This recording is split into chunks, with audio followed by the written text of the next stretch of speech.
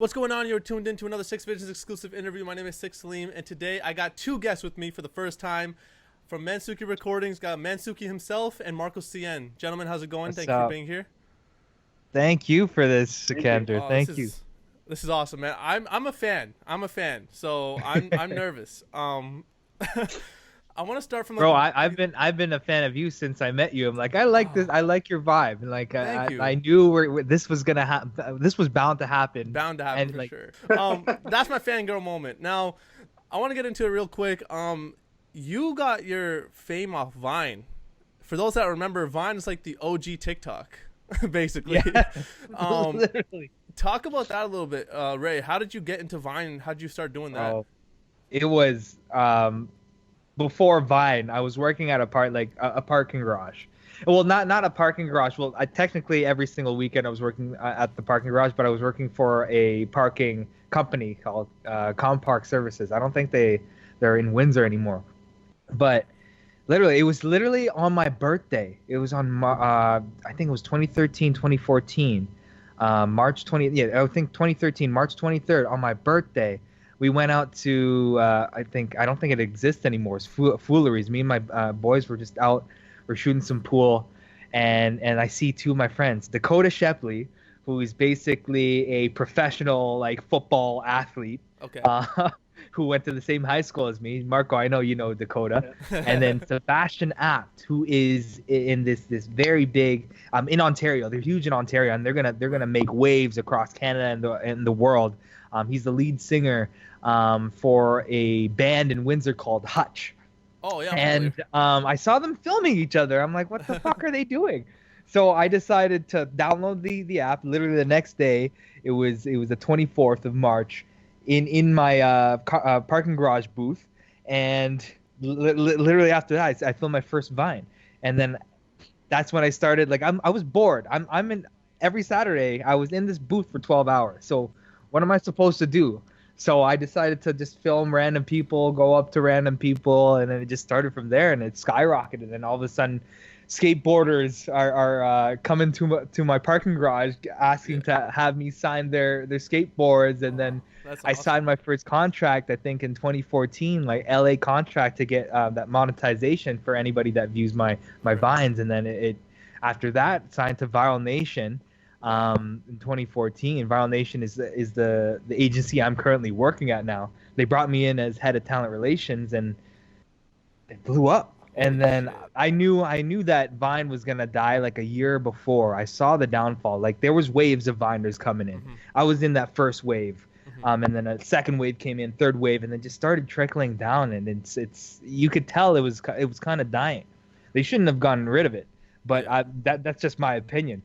Because why get rid of it when MySpace is still out there, you know, and when you have all the other social platforms on there, right? Mm-hmm. So that's basically it. Just shot up, and then I noticed. The reason I noticed is because I was getting more brand deals through other social media platforms instead of Vine. So I told myself, you know what, let's my main passion is music. What am I doing? Let's just get started now. You know what I mean? Right. So were you doing music prior to even doing Vine, or even like all that stuff? Yes. Yeah. That YouTube channel doesn't exist anymore, but I'm sure like a lot of Windsor people are going to be watching this once this is out. Yeah. I did collaborate with a bunch of people from my high school, a bunch of people from other high schools too. I was known as that video guy that did covers and shit. But then I realized, like, I looked at the covers, and then once I released my first single as Ray Lagaya, not Mansuki, it was called Light. I noticed that, like, the quality difference. So I had to, like, we can't have that shown if you want to push forward with, like, just being an artist and then showcasing, because whatever's on the internet, people will see, right? So, like, it was pretty difficult for me going from, like, being a silly, you know, doing Vine shit and doing silly skits and whatnot, right into music, right? Like, I was doing covers, and then the Vine shit happened, and then now I'm going back into it, and it's just it's crazy, man. Like, it's like, look at where we are. Are you right on now? TikTok right now? Yes. Yeah, okay. I'm not really posting though. Okay. Not really posting. I'm like, I used to post all my old Vines, and then I archive those because it's the image, right? It's the brand. It's like Absolutely. it's building the brand. It's weird. Like if you think about it, compared to say like Coca-Cola or McDonald's, you can't be promoting old Big Mac recipes, right? Or like showcasing Big Mac recipes in the past, right? Like you want to show them what you are now, right? And what you want to be. That's awesome. Marco, what about you, man? How long have you been in the whole music scene for? So I mean, I started producing in 2016.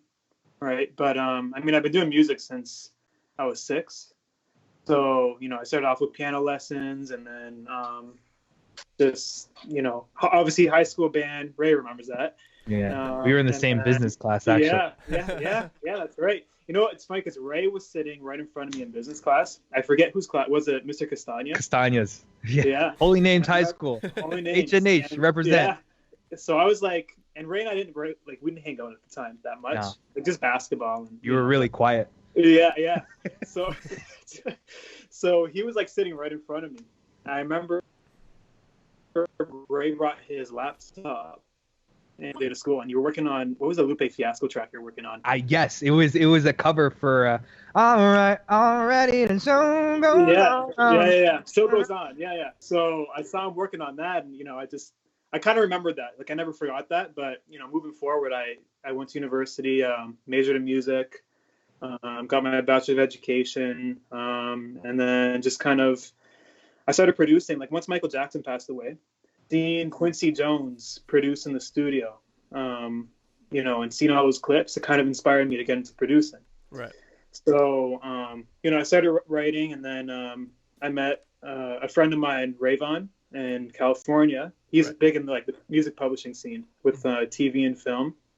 He's our sound designer too. Yeah. So I mean, he was like my mentor. He kind of showed me the way, and then that's kind of how I got into music and film and TV shows. Writing the background music to scenes, as well as sports broadcasts, and so yeah. I mean, before I met Ray, before we started working together, I mean, I was working heavily in, music production for TV, film, sports broadcasts. Yeah, because your catalog is very large. You have a really big catalog, man. Yeah. From MTV to CNN to basically anything.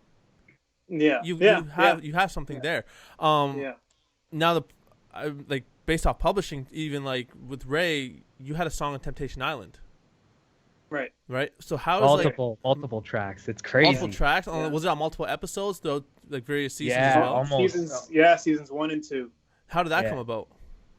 So that was one of the other publishers I was working with, and so then I sent in the album, and I asked our manager Josh Young, he's the CEO of the company, and I asked him, what can you do with this? So he said, okay, let me see what I can do, and he ended up placing it on Atrium, and on Temptation Island, and it just took off from then. Shout out Josh, bro.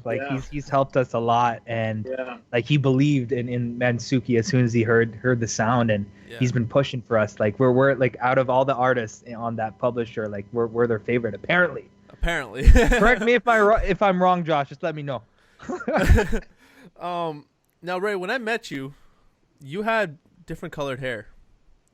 I did. And you were telling me... I was wearing a hat at the time, too. You were wearing a hat and you had brown hair, I think.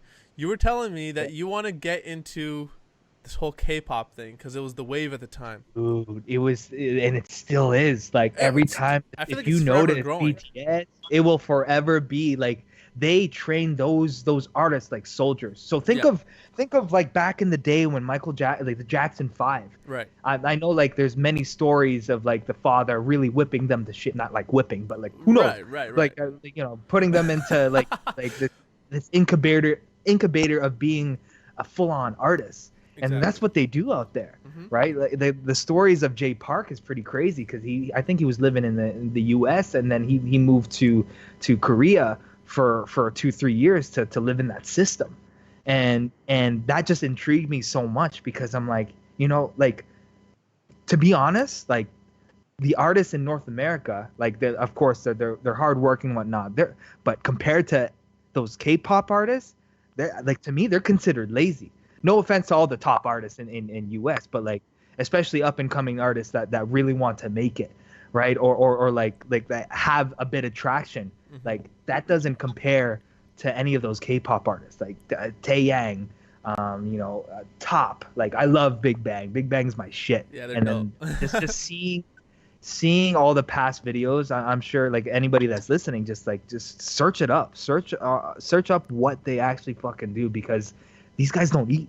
They don't eat. They don't drink. They just work. They dance. They focus on their craft, and that put me in a position where I'm like, I need to do this. I feel like right? that's the definition of blood, sweat, and tears. Yeah, exactly. And plus, like branding too. They have the look, right? They have this certain look. It's not like they're just a regular person from the street, right? They have some sort of style, and I've always wanted like to have hair like this. So I'm like, you know what? Let's see. Let me do it. Looks good. Now it's just like you got to brand yourself. It's not, when it comes to music, it's not just the sound that you make. It's how you bring yourself forward to the world, to your audience that's watching, right? So it's not like I don't want to be that regular Filipino kid that just sings. You know what I mean? Right. I want to be the whole package. Right. No, that's fair. Because man, when I first got into K-pop, it was the choreography that intrigued me, that got me hooked. Oh yes, they're also like the live choreography too. I watched BTS's "Dope" video for the song "Dope." The song's called "Dope." Is that when they're like outside and they have a bunch of other people? No. That was oh no, it's an old one you're talking about. Yeah, "Dope" is an older one. I can't remember. I think I want to say 2013 or something. But anyways, I watched it and I was hooked, and it got me to the point where I'm like, what the fuck? They can dance. And then I started watching more, and like the choreography was just dope. So I started researching K-pop more. And then I started coming across articles and videos of like the secret about K-pop, the truth about the industry, and I'm like, what the fuck is this? Like, it's some kind of cult or something? Like, it's crazy, and it's nuts. Like, Marco, are you a fan? I am. Ray, you know what? Ray's the one that got me into it too. Yeah, I had to. I was literally pushing songs on him. I mean, and for Marco.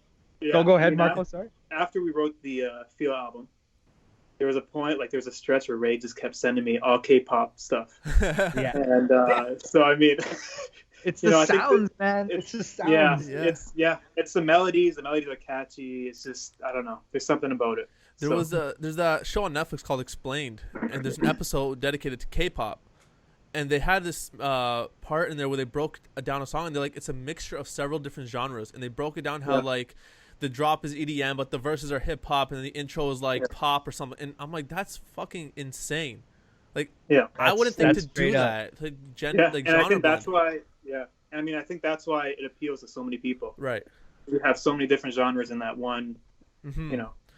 It's yeah. Go ahead. Oh, if you give K-pop a listen too, like I know, Sik, you've listened to it now, Marco, you too, and anybody out there hasn't listened to it, just give it a chance. Play in the background. It's good, like background music. And then as a musician or an artist, take any of those songs. If you put English lyrics on it, it'll be a hit. Every single one of them is a pop hit. Yeah. It's very well constructed though. Like Ray, like you mentioned, like that's all they do. They focus on their craft. And so when it comes to like, their schedule in the day, I feel like they have like 3-4 hours in the day for them to just kind of take a break. It's like when you're in high school and you have like the 10-minute gap to go to your next class. I feel like it's something like that, right? Because the team that puts all this stuff together. Like I was looking up and researching, it says like a lot of the producers aren't even from Korea. They go to like Swedish producers or like American producers to get that different sound, and it's nuts. But yeah, man, like I don't know, K-pop's fucking sick. I think it's dope as shit. Oh, real quick before I move on, do you ever get like when you first started listening to K-pop, Mark? I think this is more towards you as well, because I felt it too. When I started listening to K-pop, it's like you have like that weird sense of like, what am I listening to? Like, why am I listening to this? Yeah. But like, it's addicting. It grabs you, like. So I think like not understanding what they're saying plays a part of that. So. But I don't know. There's just something about it. Well, based off that, there's a lot of times where I'm like, oh, this is what it sounds like they're saying. Like there's this English phrase or something. Yeah. Then I'll look at the lyrics and it's in Korean and it's not even English. And I'm like, this is so. I'm like, is there like, Yeah. is it purposeful, like purposely done like this, that they're crafting, their lyrics in such a way to make it sound like it's an English term or something, or am I just looking too deep into it? I think they're mixing some English with. No, there definitely is. There Korean, definitely is. right? It's just the way they say it, though. Sometimes it's an actual Korean word that sounds like it's an English term. And you know English. what? Oh, I see what you mean. Yeah, I think they do that on purpose, and I think that's why it's so popular in the Asian in the Asian market. Because like, if you look at a country like Italy, for example, over there, all my relatives there, they love American music. They rather listen to American music before Italian music. Right. So I think in Korea and China and all that, like the fact that it has that Americanized sound from like what you said, from it sounding like they're actually speaking English, I think that's why it appeals to them so much, because it has that, that Americanized sound. And I think It that's feels so what good everyone's too. It's like Justin Bieber Intentions album, but in Korean. You know what I mean? It just feels so good to listen to. Yeah. So man, you guys, besides the whole Vine situation, like you have been making a name for yourselves and like growing the brand of Mansuki like as a whole. You've been featured on the Wall Street Journal, Vanity Fair, like ET Canada. It's not like those aren't small names, like. So what were you featured on those for, and how did they even? Like, majority of them have been just like the Vine stuff, right? Like the rise of Vine, and then like that's when people started figuring out, oh shit, like people are making thousands and thousands of dollars posting 6-second videos, right? I think Vanity Fair was we ended up going to New York. A bunch of Viners decided to just like fly to New York, just book our own hotels, and then meet at a certain location, and we just closed that shit down. Right, and then the news ended up coming through, right, and then same with Wall Street Journal. That was like a full story on our agency Viral Nation, along with like how much influencers actually get from that. ET Canada, that like when I started working with ET Canada, that was when shout out to Kate, by the way, from ET Canada. I think she's on mat leave, so hopefully she's out there healthy and safe. But she saw, like, I forgot how we started talking, but she invited me to do an interview for my Vine shit. Right. And then that led into, like, at that time, that's when we released the Threesome EP. So that was the perfect leeway to transition from being this silly guy doing, I think at the time it was that trend going on, oh yeah, okay. And I did that trend with them. We did like a couple Vines together, right. And then I think the next interview was about the music, because they noticed that I was more of a musician now than a Viner. So that really led me into becoming who I really want, like saw myself as an artist, as Mansuki. Right. I would love to tell a bunch of artists like how to approach certain things, right, when it comes to this, because relationship building is definitely number one. Yeah. You need to build those relations. It's not just like posting on Facebook or messaging someone saying, hey, check this out. It's more than that, right? It's actually trying to connect with them and going out for a coffee, not during these times, but you know what I mean? Like shit like this. Like I decided to reach out to you because I'm like, this is the perfect time. Everyone's home. Everyone needs entertainment. Right. This shit right here is entertainment. I appreciate you reaching out first and foremost, of course. Oh, dude, we wanted you before the CTVs. Like let's get, like, because you've been asking, right? Like, and I don't want to like all of a sudden do an ET Canada interview or a CTV Windsor interview and then have you do it right after, right? Like that's the whole point. It's the build up, right? The ramp up. Appreciate you. Now, based off all those connections and relationships and stuff like that too, like how would you advise someone to go about even doing that? Because I know a lot of people personally who are, asking me too, like, how do you reach out to people? What do I say? I don't know what to say when I reach out. You just gotta be yourself. Like at the end of the day, like you just gotta tell that fucking thing in your head that says, oh, that sounds weird, that sounds creepy, I don't know if I should reach out to this person. Get that out of there. Like at the end of the day, the internet is a beautiful thing where you can reach out to anybody. I reached out to Twista by just DMing the guy. Think about that. Yeah. Like, and then look at the track that's out right now. Yeah. Like the only other feature I have, shout out Richie Nix, is the last song on the Feel album that we released in 2018. Like I'm like, hey bro, like, cause he was running that studio at the time, and I looked up to him when I was in high school. I looked up to him because he was doing his thing. He was like touring with Kesha. He was doing festivals with Big Sean. Like, this guy, like, people need to pay attention, like, because he has a new studio, and shout out to him, because like he's to this day, I respect him, and I thank him for really being one of those leaders, those pioneers for Windsor when it comes to hip hop and pop music. Yeah. I ran into him at Staples too. I fangirled over there too over. Dude, I would do the same thing. I'm not like, good. I was fangirling when I was I'm like a really big fan with somebody. I try to contain it as much as I possibly can, and then it comes out. Now you mentioned that song with Twista. It's called Overdue. Man, insane, fucking insane. I don't know how else to explain it. Marco, you had a hand in the production side, correct?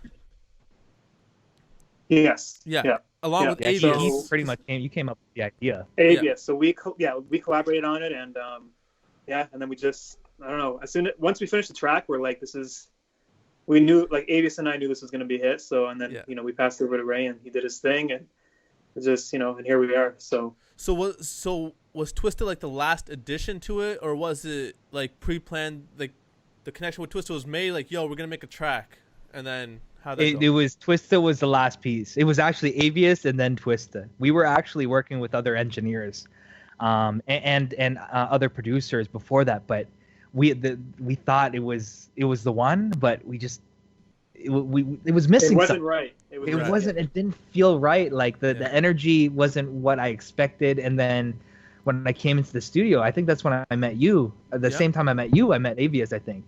This song was from then? No. That was. Oh yeah, yes. I think we had started. It was since last summer, actually. Wow. Okay. It was way back. Okay. That's been a while. Gives you perspective of like now, like literally, like I think I posted on my stories. I hopped on a FaceTime, with Twista, just to explain like how I felt about the song, like what he needs to do, some references, and just give him the ideas of what I envision. And that was like August 19th or August 25th, 2019. This was in the summer. So like I remember that one happening. single I feel like song. It just happened. I know, right? Jeez. This took us so, like, Marco and I, like, we make jokes all the time, like, man, this song is literally overdue right now. Like, pun intended.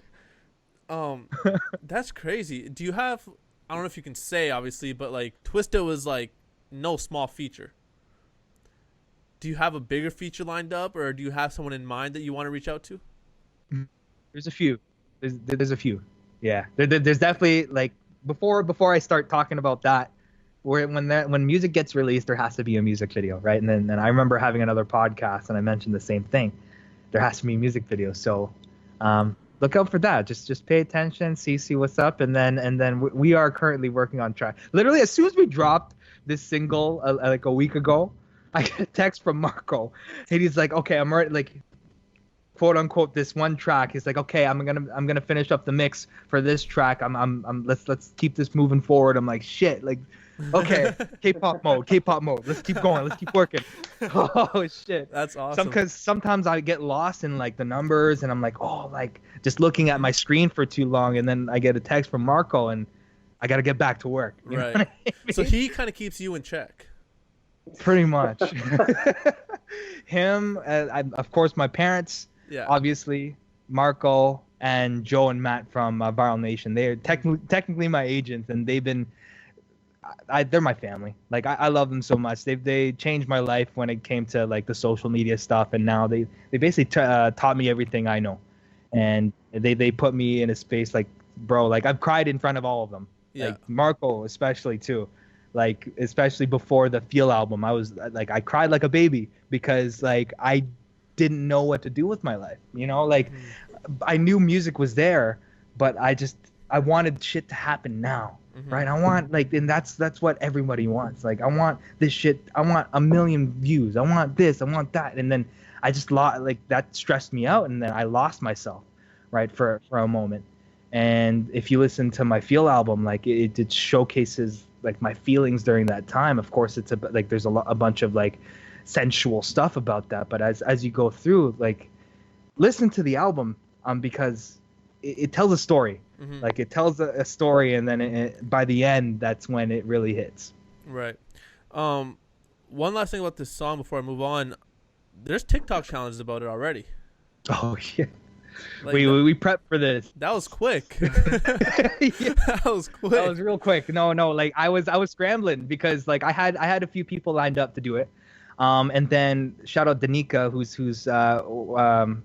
she's actually, it's so weird to say that I'm her boss, but she's a talent agent as well, and she manages a bunch of other influencers in the space for Viral Nation. She's a dancer, and she has a bunch of dancer friends, so she reached out right away, and then one of her dancer friends ended up choreographing. Did I say that right? Choreographing. Yeah. the dance itself, and then it just spread. Like we got families doing it.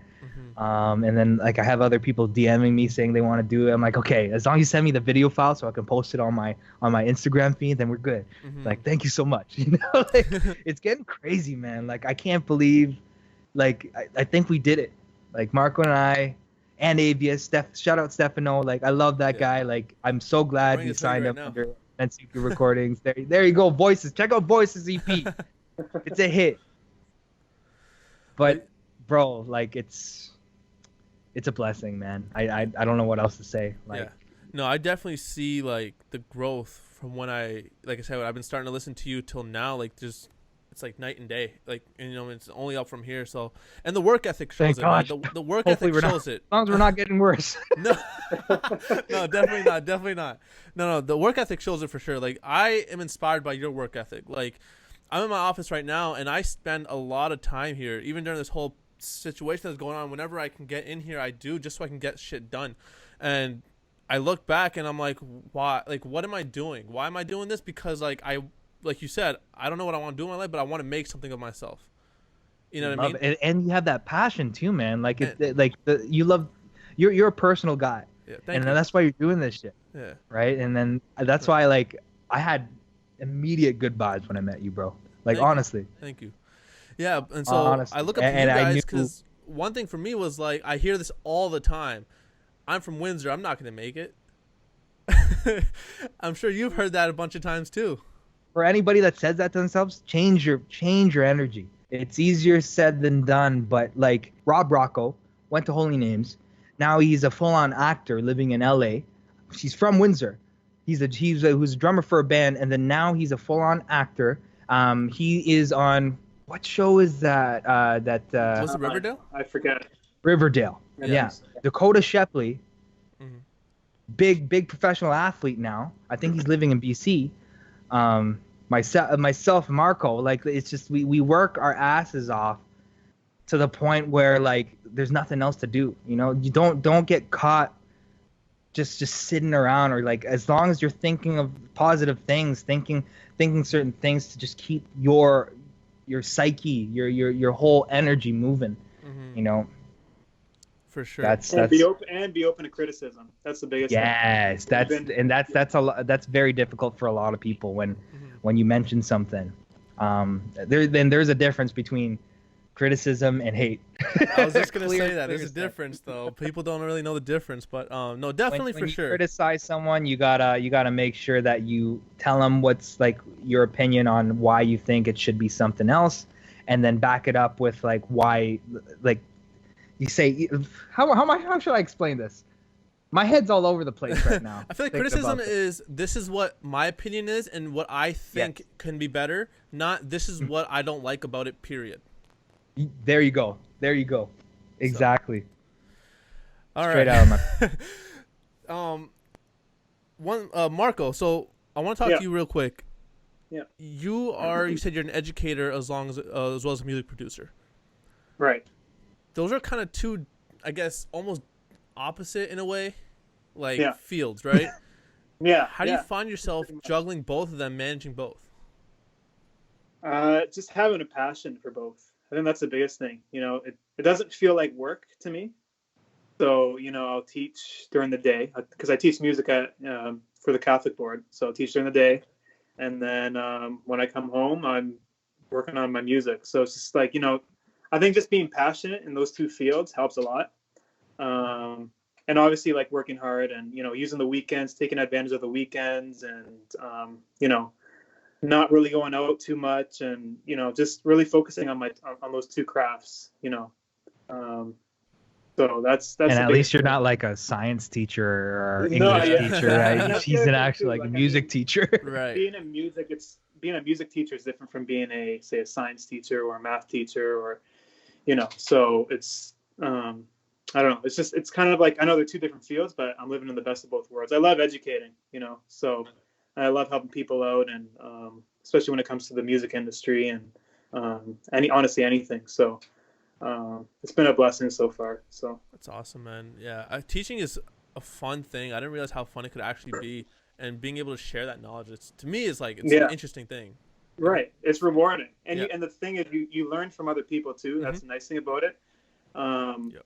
So especially like I even learned from my own students, because they're so creative, right? So then you kind of see how they work, and then you're like, oh, you know, it's refreshing to see. Yeah. You know? I feel like if it was something like a science or a math, it's like a fixed way to do it. So your students like, well, try this. It's like, it won't work. Right. But something Yeah. like music or film production, like when I teach it, Right. like watching someone do something, I'm like, shit, I didn't even think of that. Yeah. So Yeah. No, 100%. And plus, like these kids, man, that Marco's teaching, he gets to see what they're listening to, like right now, because at the end of the day, it's the kids that are gonna strive. Like they're our future when it comes to what constructions, being doctors, or whatever music they're listening to. yeah, absolutely. One question I had for you, Marco, do you think music theory is important to be a producer? I second that question too. Yes. Okay. 100%. Because the music, like, I hated music theory growing up. Couldn't stand it. But because I was classically trained, both piano and theory and all that. So having that knowledge kind of gives you a step. You're almost like you're a step ahead of the curve. Like you're a step ahead of everyone else, because you know about chords, you know progressions, you know, it helps develop your ear. So like the theory, I know it's boring and it may not seem like you need it, but it definitely gives you a leg up, especially when you're trying to come up with like complex and unique type of chords. I think it's important to have that theory. Obviously, you don't need it, because there's been a lot of producers, Grammy-winning producers, that have, you know, they don't even have any theory background, right? So, and they've used their ears, but I think it doesn't hurt. It never hurts. I think to have it just gives you a little bit more knowledge, and So I think it's important to have. Yeah, teach me. No, because that's a debate I have with my friend, where he's like, it is like essential. I'm like, it's helpful, but not essential. The example I always use is Dr. Dre. Yeah, right. Exactly. And it True. depends the type of learner you are too. Yeah. You know, like some people just have a really good ear, and that's how they produce, and they end up making bangers. You know, and so I think it's a case by case situation. I think because I grew up with the theory, I was able to use it in a way that, you know, would help me produce the music that I'm producing today. So, but I mean, I think it depends on the type of learner you are, and you know, whether you have a good ear or not. So I think it's really open-ended. It just depends on the individual. Gotcha. Yeah, that was a personal question for me. I had to sneak one in there for myself. Yeah. Now, a couple years ago, you had an opportunity that was, I was like, shit, this is sick. Like, that's when I thought you guys were unreachable. Like, I'm like, okay, that's it. They're gone. I'll never talk to them ever. You had an opportunity to go to the Grammys. Right. How did this happen? Because Marco, I know you're on the Grammy board or something. I'm an associate member of the Grammy Academy. So like I have the privilege of sending in music. Yeah. To get considered for a Grammy nomination. Wow. Let's talk and about that first. How'd you become a part of that? Honestly, it's just like what we were talking about before. I reached out to the Grammy Academy and I said, you know, how do I become like part of the Academy, you know, part of what you guys are doing? And they asked for, you know, my credentials, my discography, everything that I've done. You have to qualify to become a member. They look for certain things like work that you've done, how many albums you've worked on, how many singles you have released, other work that you've done in the industry, and then depending on that, then that's how they determine whether you're part of the academy this or is not. crazy. Like, this is the first So- time I'm hearing this because I have no idea. And So, this can go yeah. back to relationships and networking. You just Right. It's just Right? And I mean, I wasn't sure if they would accept me. I just thought, why not? Let's just see, because I figured with all the work that I had done up until that point, I thought I have a good shot. So I sent that in, and then I think it was just before my birthday. They accepted me, and Oh, wow. now I get an invite every single year. What a birthday gift! Holy shit! Yeah. It was honestly, it was amazing gift. So, and then we had gotten invited that first. I think we got the invitation in November, and we were about to we were ready to go. I remember we had talked about it. And then in February, that week, my mom had passed away. Oh. So then that's when I said, you know what, I don't want to. At that point, I didn't want to go. So she's looking down on us now, man. No, for sure. Overdue is really, for sure. really that's all her. I feel her every That's all day, her. with me. So, but I mean, I get the opportunity to go every year now. I get the invite every year. So, we're just waiting for the right moment. Yeah. Yeah. Do you saw the seats? We're like, nah, let's wait till they, they give us the main section. Gotcha. Man, that's crazy. One question I had for both of you, before we sign off here. Again, another personal question from me. Besides the whole networking thing, and besides the whole relationship part, how important do you feel like it is to keep a tight knit circle, the people that you come up with? Because people always say you have to cut certain people off to keep going. Have either of you ever had to come across that part where your close friends are just no longer there with you? For me, yes. This is when I moved to Waterloo to live with my cousin and his band.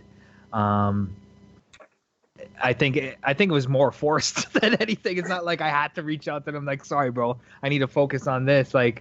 As soon as I moved, I know the relationships will start to dwindle a bit, and we won't keep in contact from my friends out in Windsor. But I know to this day, if they're watching, that I know they're happy for me. I'm happy for them.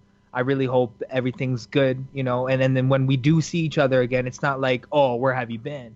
It's yo, it's been so long. Yeah. This is amazing, It's all good vibes, and you got to do what you got to do to to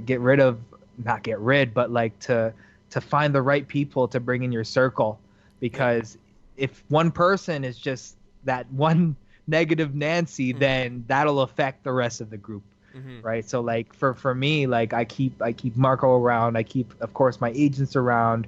Whenever I'm near the studio, of course you're around. You're good to have around, right? Just to uplift the vibes, and Brandon and all those guys. Shout out Remy's one of my good buddies too.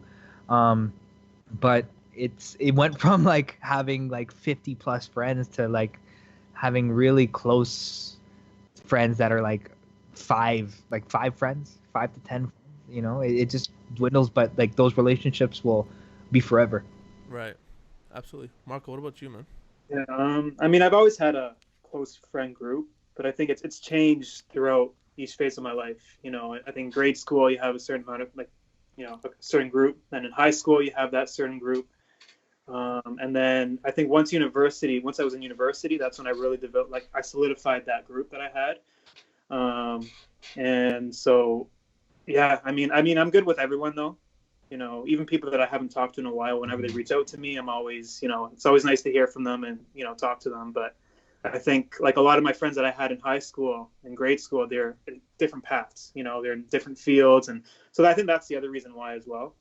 I think a lot of my closest friends now, they've all been involved with music in some way. So, but I think, Ray and I, we've also had to, we have had to cut people out while we've been, since we've met. a lot of people certain out. Engineers and it's just, people in it for the wrong reasons. Right. And just like what Ray said, the bad. Can I tell a story? Yeah. Yeah, sure. One engineer like he before Avius, it was Overdue, and then I heard a version. And I gave my points, like it was missing something, and then I had to hop on a call. And I'm like, this is not it. Like I think we need to like go a different direction, like when it comes to sound. And then he told me on the phone, I guarantee Twista team will love this. On the phone, I'm like, I didn't know what to. I'm like, okay, I put him to test. I'm like, okay, let me give it a Twista then. Twista's team. But at the same time, and then afterwards, he's like, but if you're not fucking with it, and then we'll try to. Like, he was all like negative and all that shit. And I'm in my head, I'm like, wait a minute, whoa. At the end of the day, this is a group effort. This is for Mansuki. Right. And then I'm Mansuki. And I'm like, this is what it should be, and like this is how I see it. And he straight up told me like, this is not like this is what it should be. And in my head I'm like, no, this let's cut him. I talked to Marco. I'm like, I'm done with this, because I'd rather move forward with someone that believes in what my vision is not their vision of what it should be, right? And then that's what a lot of artists should really keep to themselves. Is really keep to yourself and keep your artistry just free. Don't let anyone else take control of it. Right.